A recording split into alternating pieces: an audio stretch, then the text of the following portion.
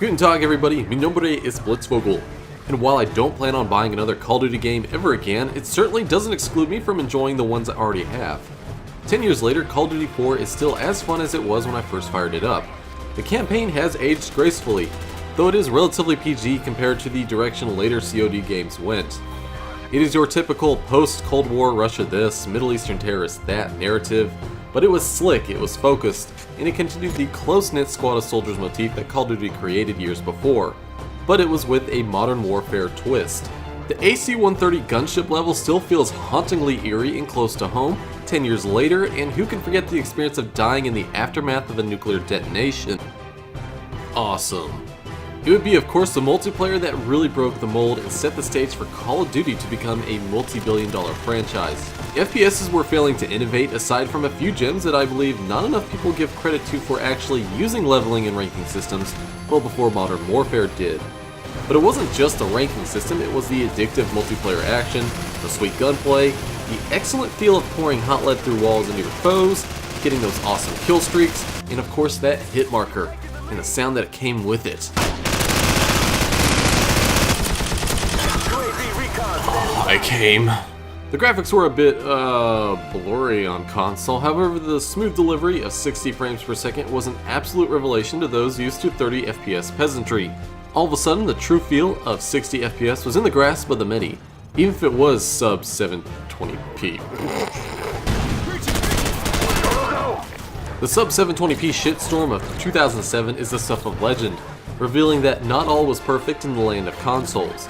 Luckily for me, I was playing CoD4 on my very first ever PC build, rocking a 2.8 GHz dual-core Athlon 64 5600 in a variant of the legendary GeForce 8800 series, the GTS 320MB.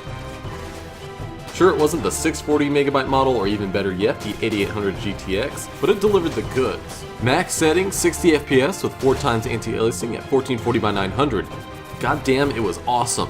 Call of Duty 4 could be ran on much weaker systems, but it was meant for the higher end and fully to your advantage to do so. For the PC Master Race, Call of Duty 3 did skip our platform, but it really wasn't a real loss, and we still had Call of Duty 2, a game that was already quite best on PC in its own right. But Modern Warfare took it so much further. The presentation itself took advantage of what modern hardware was capable of, like global shadowing, an advanced ragdoll and animation rigging system, and particle effects galore. War never looked so good, and the weapons, my god, the weapons, so satisfying. I remember discovering the material penetration system and how it lets you dispatch your enemies through walls in a way no other game had done so accurately before, though I will say it could get a bit easy shooting through a wall to test the waters until you got the inevitable hit marker. Gotcha! The perks and leveling system kept you addicted to the action, getting new perks to experiment with, along with weapon upgrades, and the ability to create custom classes was exciting to say the least. The favorite custom class that I termed the Ninja with its Silence P90 stealth perk, Iron Lung long duration sprint, extra magazines, basically was an F-22 Raptor with legs. The map selection, though usually a bit small for the expanded player counts on PC, were filled with nooks and crannies galore to take cover and move about. For once, hiding prone in the grass actually did help to conceal your silhouette, but there was also quite a bit of verticality with access to the second floors of many buildings.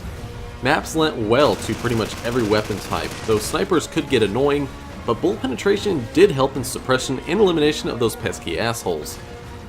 Call of Duty multiplayer is definitely a game for fast movers, those with quick thinking and reaction times. A grenade at the right time before busting into a room, having the accuracy to dispatch your enemies, and surviving even some of those lame assholes who use the martyr perk always made you feel very highly accomplished, like some kind of dance of death perfectly performed.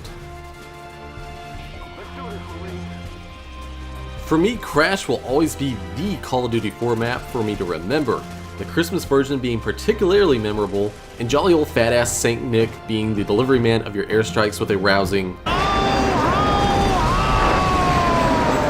One major feature exclusive to Modern Warfare on PC was the availability of mod tools and mods from the get-go like earlier games in the series.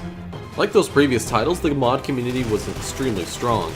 To this day, plenty of PC dedicated servers are ran by private entities running modded games, including zombie mods and whatever else modders could dream up. One of my favorites was an AI bot mode where you could enjoy the multiplayer game running up to as many bots as your system could handle. So 10 years later, Modern Warfare is still the rousing experience I remember. The gameplay has aged a bit, however it's more to do with Call of Duty's prevalence than a lack of polish or concise action. We've just seen so much of this style of game for so long. It is the game that defined modern military shooters since 2007. As for the remaster last year, I have no idea what it's like, and I don't care to be honest. I haven't bought a Call of Duty since 2008's World at War after Activision moved to a less PC-friendly stance with Modern Warfare 2, and the series hasn't really changed that much since. Ironically, it took the creators of Call of Duty being fired and separated from their own child to birth another franchise that would actually force COD forward. So in a sense, I have bought another Call of Duty game since World at War. It's called Titanfall 2. So even a bitter asshole like me can come back to the landmark game in the series and enjoy it. So perhaps you should give it another go too. The actual original game, that is. Thanks for watching. Hasta luego. My name is Blitzvogel, and I'll see you in the next one.